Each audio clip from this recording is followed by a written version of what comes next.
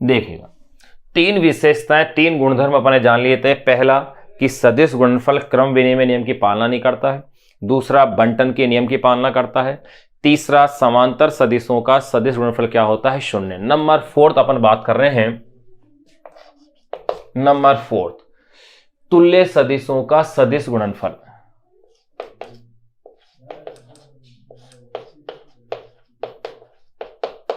तुल्य सदिशों का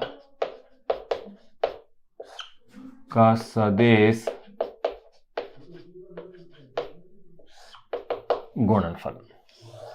अगर तुल्य सदिशों के सदिश गुणनफल की बात करें तो देखिएगा भाई, चूंकि तुल्य सदिशों के लिए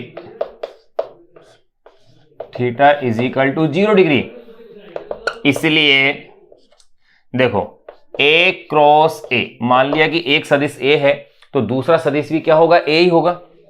a cross a is equal to a sine 0 degree n cap, और रिजल्टेंट ये क्या आ गया है? a cross a is equal to 0। यानी कि मेरे पास क्या प्रूफ हो गया कि तुल्य सदिशों का सदिश गुणनफल क्या होता है? शून्य। अगर यही अदिश गुणनफल करते तो ये a स्क्वायर बन जाता, a dot a is equal to a square, लेकिन यह क्रॉस है तो a cross a is equal to क्या हो गया है? 0 हो गया। अब इसे मैं एकांक सदिश के रूप में भी ले सकता हूं भाई। एकांक सदिश जैसे i cap, j cap, k cap, वो भी तो तुल्य सदिश होंगे। तो अगर उस स्थिति में अगर मैं देखता हूं तो देखो, इसलिए एकांक सदिशों के लिए, अगर एकांक सदिशों की अगर मैं बात करता हूं तो देखिएगा, i cap cross i cap, इसकी वैल्यू क्या हो जाएगी? 0, क्योंकि तुल्य सदिश हो गए। इसी तरह से j cap cross j cap, ये भी 0, k cap cross k cap, और ये भी क्या होगा? 0 हो जाएगा।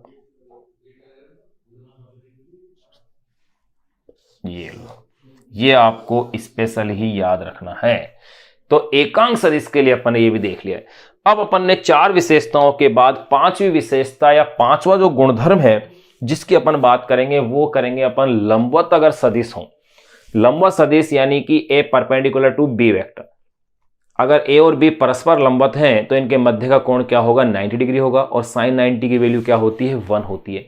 जबकि कोस 90 की वैल्यू क्या थी? 0। तो अदिश गुणनफल में तो लंबवत सदिशों का गुणनफल क्या आ रहा था? 0 आ रहा था, लेकिन सदिश गुणनफल के अंदर ऐसा नहीं होगा। तो देखें 5वीं विशेषता,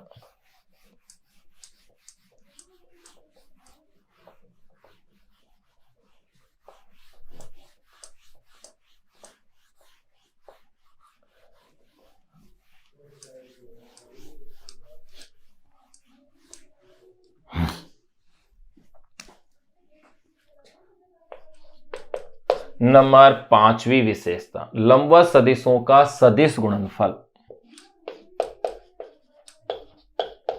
लंबवत सदिशों का सदिश गुणनफल।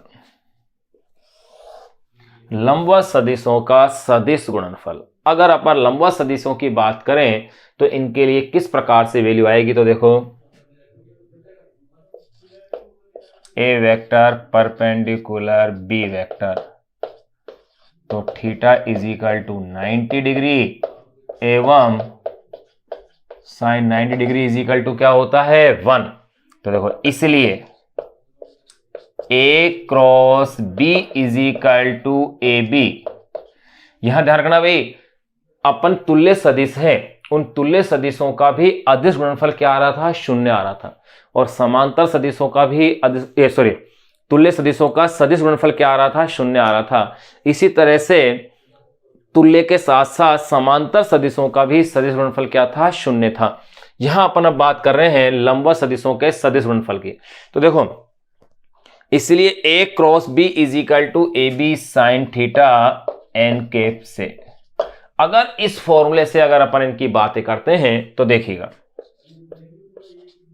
ए cross B is equal to A B sine 90 degree N cap, यानी कि इक्वेशन का रूप मेरे पास आ गया है A cross B is equal to sine 90 की वैल्यू 1 हो जाएगी ए बी एन कैप। यहां मेरे पास इक्वेशन आ गई है, या मैं इसे इक्वेशन को यूं भी कह सकता हूं, यहां ये जो ए बी एन कैप है, या यूं कह सकता हूं ये जो ए बी है, ए बी का मतलब ए का परिमाण और बी का परिमाण, यानी कि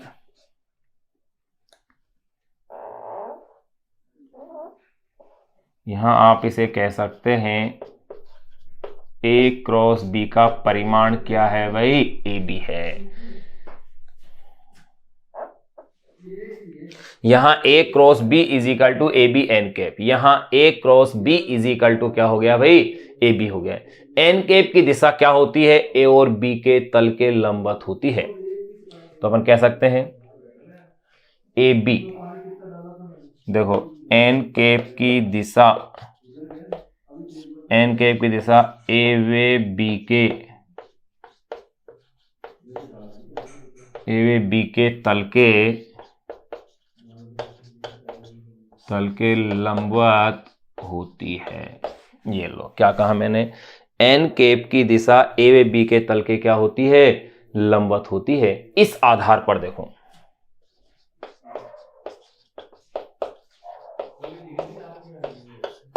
अगर इस आधार पर अगर अपन देखें कि क्या एकांक सदिशों के लिए आएगा, तो इस आधार पर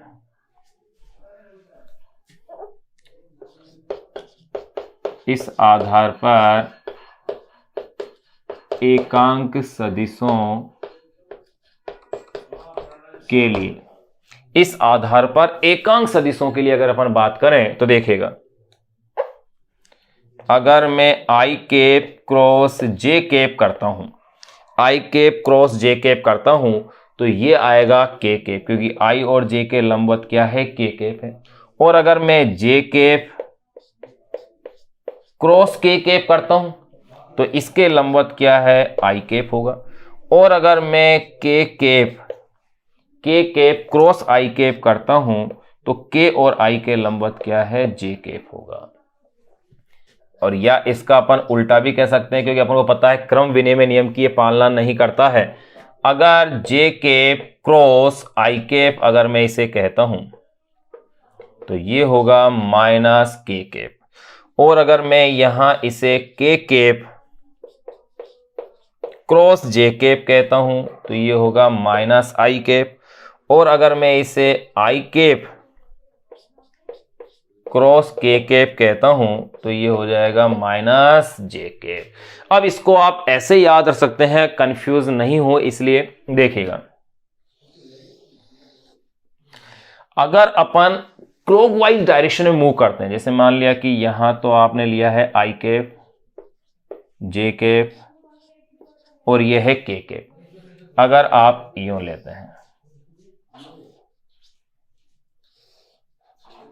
अगर क्लॉकवाइज डायरेक्शन में चल रहे हैं, जैसे आई का जे से गुणा किया आपने, सदिश गुणा किया, तो क्या आएगा, प्लस में के कैप, जे का के से किया तो प्लस का आई कैप, के का आई से किया प्लस में जे कैप। लेकिन इसका उल्टे डायरेक्शन में अगर आप चलेंगे नेगेटिव, तो ये क्या आएगा, नेगेटिव आ जाएगा। कैसे, जे को आप आई से मल्टीप्लाई कीजिए, जे को आई से तो माइनस के कैप, के को आप जे से कीजिए माइनस आई कैप। यानी कि अगर आप क्लॉकवाइज डायरेक्शन में अगर मूव कर रहे हैं, तो आप कैसा लेंगे भाई, यहां इसे प्लस में लेंगे, अन्यथा ये कैसा आ जाएगा, नेगेटिव फॉर्म में अंदर अपने पास ले लिया जाएगा।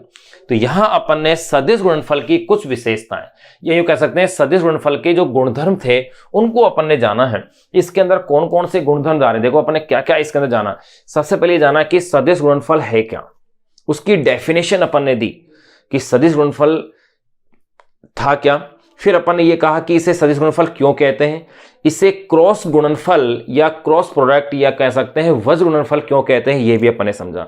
फिर सदिश गुणनफल की जो दिशा थी, क्योंकि प्राप्त राशि एक सदिश राशि थी, उस प्राप्त सदिश राशि की दिशा क्या होगी, उस दिशा को ज्ञात करने के दो नियम अपन ने पढ़े, दाएं हाथ का नियम भी पढ़ा और दक्षिणावर्ती पेच का नियम भी पढ़ा। फिर उसके बाद सदिश गुणनफल के अपन ने गुणधर्म पढ़े, उसके अंदर सबसे पहला गुणधर्म ये पढ़ा कि ये क्रम विनिमय नियम की पालना नहीं करता है, इसे अपन ने प्रूफ भी किया। दूसरा, ये वितरणकारी या बंटन नियम की क्या करता है, पालना करता है। तीसरा नियम अपन ने इसका ये पढ़ा, ये तीसरा गुणधर्म नियम क्या, तीसरा गुणधर्म अपन ये देखा कि दो समांतर सदिशों का सदिश गुणनफल सदैव क्या होता है, शून्य होता है। चौथा अपन ने देखा कि तुल्य सदिशों का सदिश गुणनफल भी क्या होता है, शून्य होता है। और पांचवा अपन ने देखा कि लंबवत सदिशों का सदिश गुणनफल क्या आता है, ये अपन ने देख लिया है। यानी कि आई कैप, ध्यान रखना क्लॉकवाइज अगर अपन डायरेक्शन ले रहे हैं तो कैसा लेंगे अपन, इसे प्लस में लेंगे, और अगर एंटी क्लॉकवाइज लेंगे तो किस में लेंगे अपन, इसे माइनस में लेंगे। अब अपन ने 5 गुणधर्म अपन ने इसके जाने हैं। अब छठा गुणधर्म जो अपन पढ़ेंगे, दो सदिशों का सदिश गुणनफल उनके कार्तीय निर्देशांक पद्धति के रूप में। और उसके साथ साथ ही अपन अपनी पाठ्य पुस्तक एनसीईआरटी बुक का जो एग्जाम्पल नंबर 7.4 जो दिया हुआ है उसे अपन उसके साथ साथ ही सोल्व करेंगे। उस एग्जाम्पल के अंदर इन्होंने क्या दे रखा है कि ए वेक्टर और बी वेक्टर दोनों की वैल्यू दे रखी है और उसके संगतियों कह रहे हैं कि इनका अदिश गुणनफल और सदिश गुणनफल ज्ञात कीजिए। यानी कि एक ही क्वेश्चन में दोनों गुणनफलों को क्या करा रहे हैं, वो ज्ञात करवा रहे हैं। लेकिन उससे पहले अपन सदिश गुणनफल के उदाहरणों को और अपन जानेंगे। आप इसे एक बार नोट कर लें। देखिए अपन इसमें सदिशों के गुणधर्म जान रहे थे, उन सदिशों के ये कह सकते हैं सदिशों गुणधर्म क्या अपन जान रहे थे, सदिशों के सदिश गुणनफल के गुणधर्म जान रहे थे। जो सदिशों के सदिश गुणनफल के जो गुणधर्म थे उनमें अपन ने 5 गुणधर्म अपन ने जान लिए थे। पहला गुणधर्म अपन ने इसके अंदर पढ़ा था कि ये क्रम विनिमय नियम की पालना नहीं करता, यानी सदिश गुणनफल के गुणधर्म की बात कर रहे हैं। दूसरा, ये बंटन नियम की पालना करता है।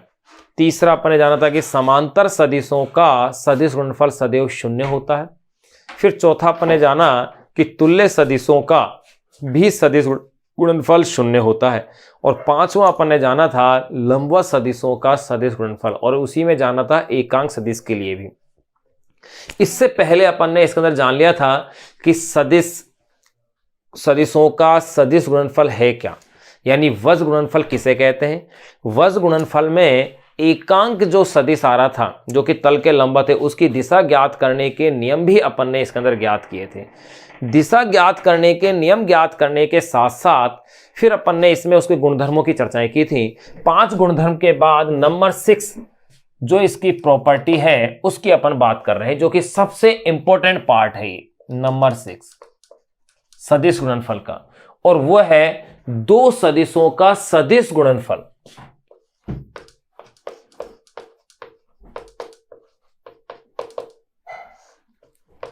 दो सदिशों का सदिश गुणनफल, दो सदिशों का सदिश गुणनफल उनके कार्तीय घटकों के रूप में, गुणनफल उनके कार्तीय घटकों के रूप में।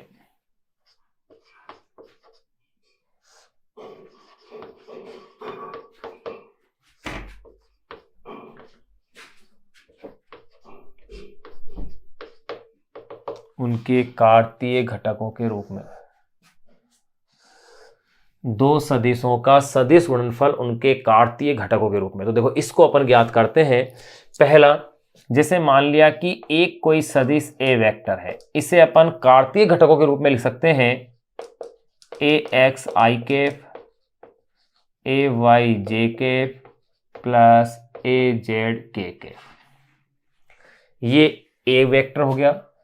और बी वेक्टर को आप लिख सकते हैं बी एक्स आई कैप, बी वाई जे कैप, बी जेड के कैप। ये अगर ए वेक्टर बराबर ये हो और बी वेक्टर बराबर ये हो तो देखिए अब आपको ज्ञात करना है इसके अंदर ए वेक्टर क्रॉस बी वेक्टर को, यानी इनका वज गुणनफल। और इसको ज्ञात करने की सबसे अच्छी विधि है वो है सारणिक विधि, और उस सारणिक विधि का ही अपन इसके अंदर क्या करेंगे, उपयोग करेंगे। तो देखो सारणिक विधि के अनुसार अपन क्या करते हैं, इनको सारणिक फॉर्मेट के अंदर इस तरह से आप लिख दीजिए। देखो ए क्रॉस बी का मतलब यहां मैं ले लेता हूं I cap, J cap, K cap. फिर इसके बाद यहां ए वेक्टर वाला स्टेप आएगा I cap J cap K cap ले लिया, फिर आएगा यहां पर देखो A X A Y A Z, फिर लेंगे आप बी को B X B Y B Z. अब देखिएगा, अब एक एक को अपन को हल करना है। जैसे मैं सबसे पहले इसमें लेता हूं आई कैप को, तो आई कैप के सारणी के रूप में अपन जो इसमें लेंगे, इस आई कैप को यहां छुपा लीजिए आप। अब ये वाला स्टेप आ जाएगा मेरे पास, ये लिखा जाएगा A Y A Z B Y B Z, सारणी के रूप में ये लिख दीजिए आप, A Y A Z B Y B Z plus, फिर अब नंबर लेंगे अपन जे कैप का।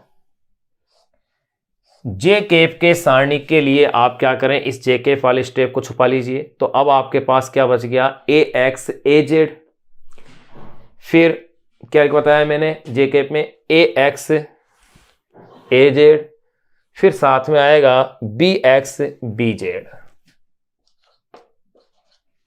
ए X A Z B X B Z plus K cap.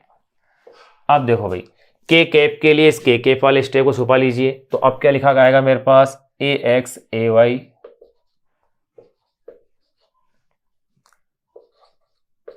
B X B Y, ये लो, यहां सारणिक फॉरवर्ड में लिख दिया। अब इससे आगे फिर मैं इसे सोल्व करता हूं, यानी कि A cross B is equal to, अब देखिएगा, अब मुझे लेना है इसके अंदर आई कैप को, ये मैंने छुपाया हुआ है, यानी कि अब इनको क्रॉस मल्टीप्लाई कीजिए, ए वाई को बी जेड से इस तरह से यूं, और इसको इस तरह से, यानी कि इक्वेशन अब मेरे पास बन जाएगी ए वाई बी जेड, और माइनस का साइन लगा दीजिए, ए जेड बी वाई प्लस, अब मैं ले रहा हूं जे कैप। देखो जे कैप में आप इसे उल्टा गुणा कीजिएगा। कैसे, पहले तो आप जैसे इसमें तो क्या किया आपने, ए वाई बी जेड, यहां ए जेड बी वाई किया है, यहां आपको सीक्वेंस चेंज करना है, यानी ए जेड बी एक्स माइनस ए एक्स बी जेड, यानी कि सीक्वेंस इसका अपन ने चेंज कर दिया है। तो ध्यान रहे, यहां इस तरह से क्रॉसिंग के रूप में आपको लेना था, plus K cap. K cap के लिए देखेगा ए X B Y minus A Y B x, ये ध्यान रखना है। तो अब आप ध्यान रखना कि जे कैप वाले के अंदर ही सीक्वेंस चेंज हो रहा है। अगर आप यहां अगर इसका यहां अगर प्लस लेते हो तो फिर आगे माइनस का साइन लेना पड़ेगा। किसी भी तरीके से आप लिख सकते हो, दोनों ही तरीके आपके सही है। यानी ए क्रॉस बी को आप लिख सकते हैं I cap A Y B Z minus A Z B Y plus J cap A Z B X minus A Z B Z plus K cap A X B Y minus A Y B X. इस step में आप लिख सकते हैं। ये आपको ध्यान रखना है कि अगर कार्तीय सदिशों का सदिश गुणनफल अगर अपन को दिया गया हो तो आप इसे इस फॉर्मेट के अंदर यहां ले सकते हैं। ये आपके लिए सबसे महत्वपूर्ण पार्ट है। तो अब देखिए, यहां अपन ने सदिशों के गुणधर्म अपन ने कंप्लीट कर लिया। अगर वैसे आप ऐसे क्रॉस में लेते हो कि ए का बी से क्रॉस, तो ये बहुत लंबा प्रोसीजर हो जाएगा। उस लंबे प्रोसीजर से सबसे बेटर तरीका है अपने पास ये सारणिक मेथड, जो कि बहुत ही इजी अपने लिए पड़ता है। अब अपन सदिश के जो सदिश गुणनफल है उसमें अपन देखेंगे सदिशों के सदिश गुणनफल के कुछ उदाहरण। जैसे अपन ने अदिश गुणनफल के भी कुछ उदाहरण देखे थे, तो सदिश गुणनफल के कुछ जो उदाहरण है उनमें सबसे पहले अपन देखें जैसे रेखीय वेग। रेखीय वेग v vector is equal to omega vector cross r vector होता है। यानी कि कोणीय वेग ओमेगा वेक्टर और स्थिति सदिश स्मॉल r वेक्टर का सदिश गुणनफल क्या होता है, रेखीय वेग। इसी प्रकार कोणीय संवेग क्या होता है, स्थिति सदिश स्मॉल r वेक्टर और रेखीय संवेग p वेक्टर का सदिश गुणनफल। ठीक इसी प्रकार बल आघूर्ण होता है 2 is equal to R F. यानी कहने का तात्पर्य ये कि दो सदिशों का सदिश गुणनफल, एक सदिश राशि अगर आ रही है तो वही गुणनफल कैसा है अपने लिए, सदिश गुणनफल है। इनको अपन एग्जाम्पल को लिख के फिर अपने पास बुक में जो क्वेश्चन दिया हुआ है इस पर आधारित जो सोल्ड एग्जाम्पल है उसको अपन सोल्व करेंगे। फिर अपना सदिश वाला जो टॉपिक है, सदिश गुणनफल वाला टॉपिक है, वो अपना कंप्लीट हो जाएगा। तो देखिए नेक्स्ट जो अपन टॉपिक इसमें पढ़ने जा रहे हैं वो है भौतिक विज्ञान में या सदिश गुणनफल के उदाहरण, जो भी कह सकते हैं भौतिक विज्ञान में सदिश गुणनफल के उदाहरण।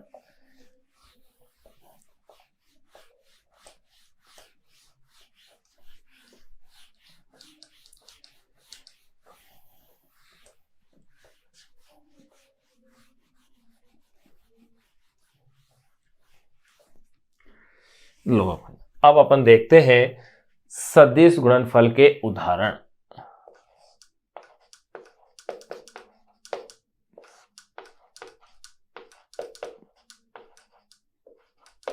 सदिश गुणनफल के उदाहरण देखो क्या क्या उदाहरण है। नंबर 1, पहला उदाहरण की अपन बात करेंगे भाई रेखीय वेग। रेखीय वेग है क्या? मैंने अभी थोड़ी देर पहले बताया कि रेखीय वेग, कोणीय वेग, रेखीय वेग v वेक्टर। देखो कोणीय वेग v वेक्टर और स्थिति सदिश स्मॉल r वेक्टर का क्या है, सदिश गुणनफल। तो देखिए अपन लिख दें कोणीय वेग ओमेगा वेक्टर। ध्यान रहे कोणीय वेग ओमेगा के बारे में अपन वृत्तीय गति या यूं कह सकते एक चैप्टर अपन ने पढ़ा था तल में गति, चैप्टर नंबर 4, वहां अपन इसको अच्छे से जान चुके थे। लेकिन यहां एक बार फिर से अपन इस पॉइंट को डिस्कस करेंगे क्योंकि इन पॉइंट कोणीय विस्थापन, कोणीय वेग और कोणीय त्वरण के बगैर अपन इस चैप्टर में आगे बढ़ नहीं सकते, इसलिए इनको एक बार फिर से यहां डिस्कस अपन करना पड़ेगा। तो देखिएगा कोणीय वेग ओमेगा वेक्टर वे स्थिति सदिश स्मॉल r वेक्टर का सदिश गुणनफल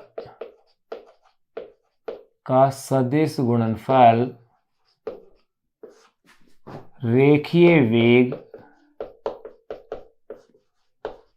का सदिश गुणनफल रेखीय वेग होता है।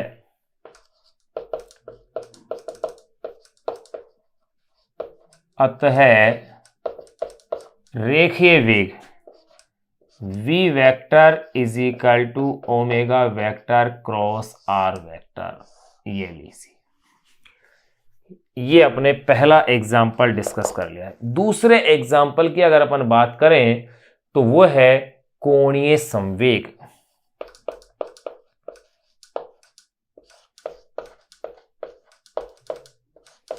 जिसे कि j वेक्टर या l वेक्टर के द्वारा दर्शाया जाता है। यह है क्या, देखिएगा स्थिति सदिश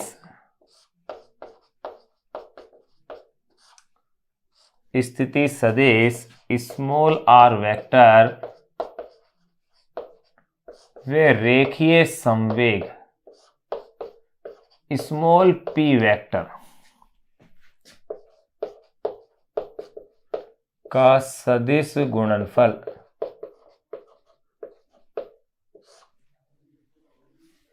रेखीय संवेग स्मॉल p वेक्टर का सदिश गुणनफल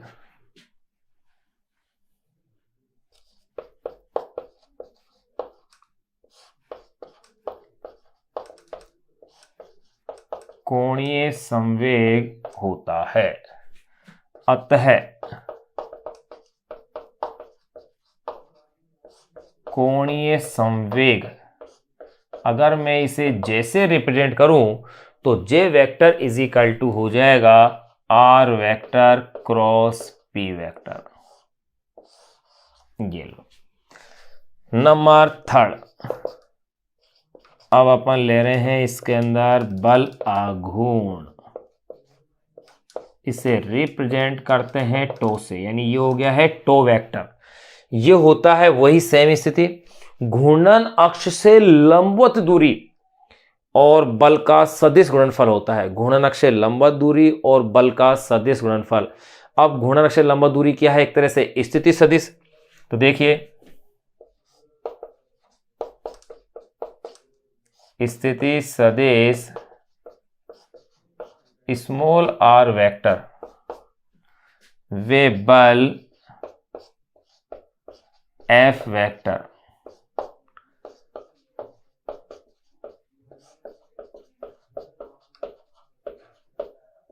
का सदिश गुणनफल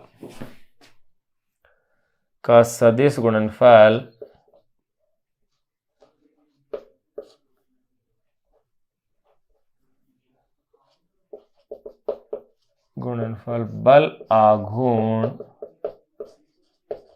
होता है। अतः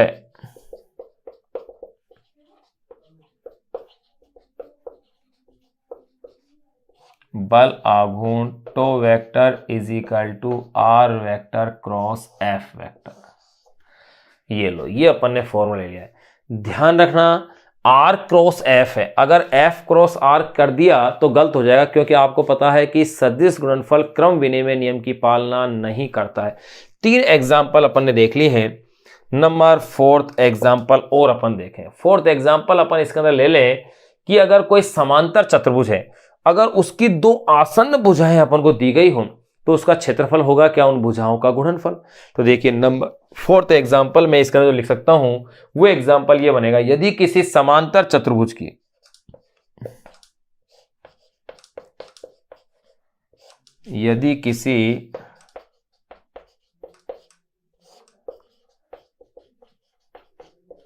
समांतर चतुर्भुज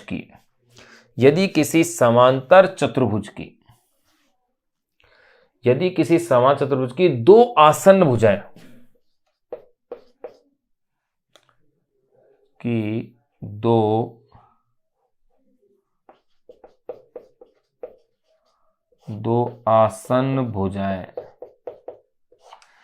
यदि किसी समांतर चतुर्भुज की 2 आसन्न भुजाएं ए वेक्टर तथा बी वेक्टर हो। 2 आसन्न भुजाएं मैं मान लेता हूं ए वेक्टर और दूसरी क्या है? बी वेक्टर हो। तो यदि किसी समांतर चतुर्भुज की 2 आसन्न भुजाएं ए वेक्टर व बी वेक्टर हो तो इसका क्षेत्रफल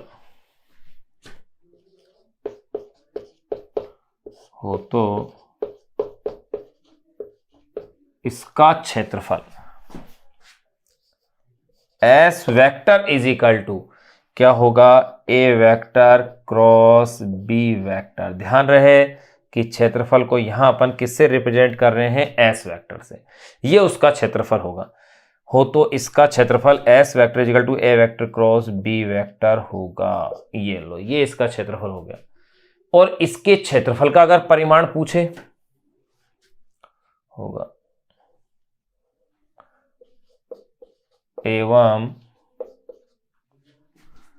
एवं इसके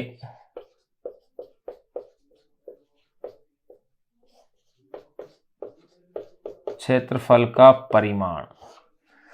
इसका क्षेत्रफल S vector equal to A vector cross B vector होगा, एवं इसके क्षेत्रफल का जो परिमाण होगा वो ये लिखा जाएगा S is equal to A cross B, और ये इसके साथ क्या लगा दें आप? मापांक, यानी उसका मॉडुलस हो गया है। ये समांतर चतुर्भुज का क्षेत्रफल हो गया।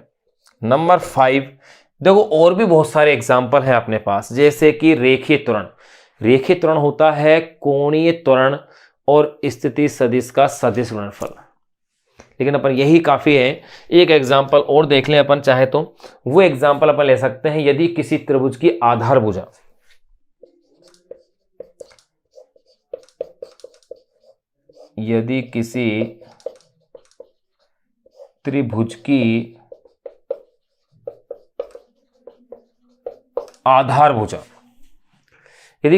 आधार भुजा ए वेक्टर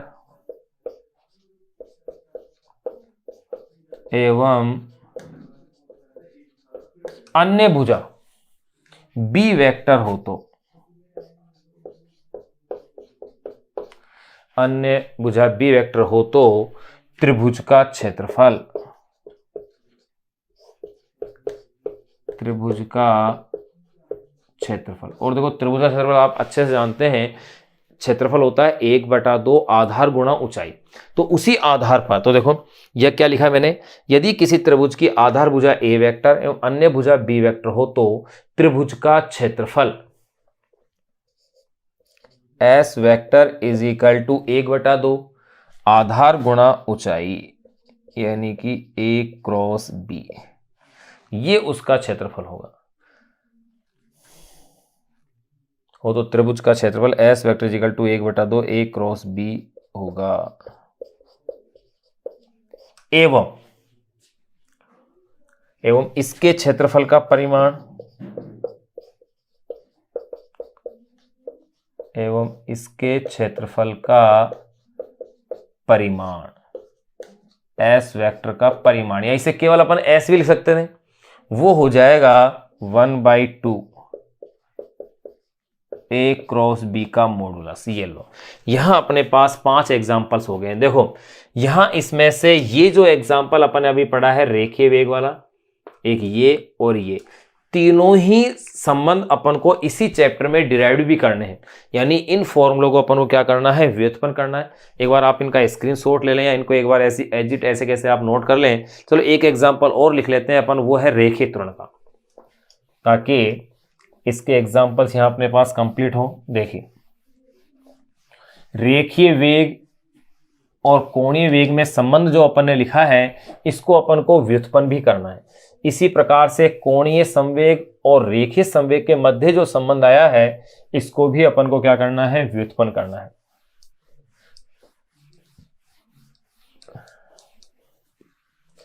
तो अपन अब सबसे पहले जो नेक्स्ट देख रहे हैं 6 एग्जाम्पल और लिख लेते हैं। नंबर 6, छठा एग्जाम्पल ले लेता हूं मैं, रेखीय त्वरण।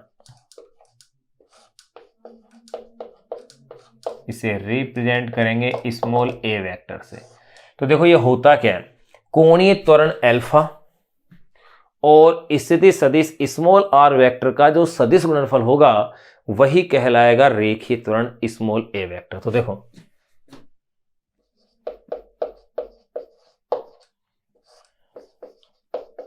कोणीय त्वरण अल्फा एवं स्थिति सदिश स्मॉल आर वेक्टर का सदिश गुणनफल, कोणीय त्वरण अल्फा एवं स्थिति सदिश स्मॉल आर वेक्टर का सदिश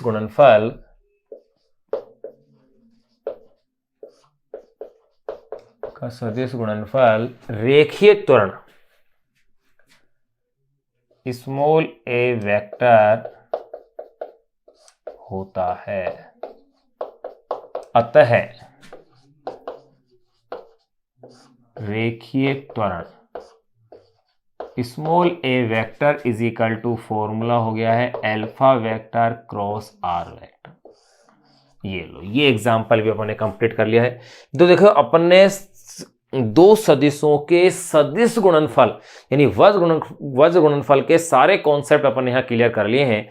अब इस पर आधारित एक जो आंकिक उदाहरण अपनी बुक में दिया हुआ है, एग्जाम्पल नंबर 7.4 यानी 7वें चैप्टर का 4th नंबर का एग्जाम्पल है, उसे अपन सोल्व करते हैं। वो एग्जाम्पल इतना अच्छा इसलिए है क्योंकि उस एग्जाम्पल के अंदर सदिश गुणनफल तो पूछा ही है, साथ में अदिश गुणनफल की भी जानकारी उन्होंने चाहिए, यानी सदिश गुणनफल और अदिश गुणनफल दोनों का ही मान उसमें पूछा गया है।